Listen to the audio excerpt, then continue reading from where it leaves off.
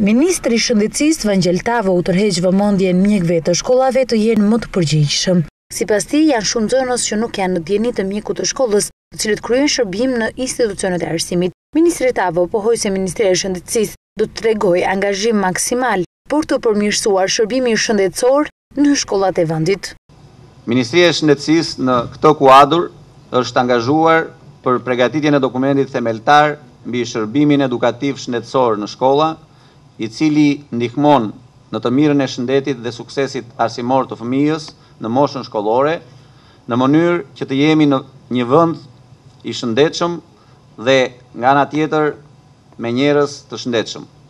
Dokumentimi do t'i shërbejë jo vetëm personelit shëndetësor në shkolla, por gjithë personelit shëndetësor që punon aktualisht në shëndetin publik në të gjithë Republikën. Shërbimi shëndetësor shkollor në kryeqytet përbohet nga 46 mjek të përgjithshëm dhe 77 mjek stomatolog, të cilët mbulojnë 74 shkolla të qytetit dhe 8 shkolla në fshat.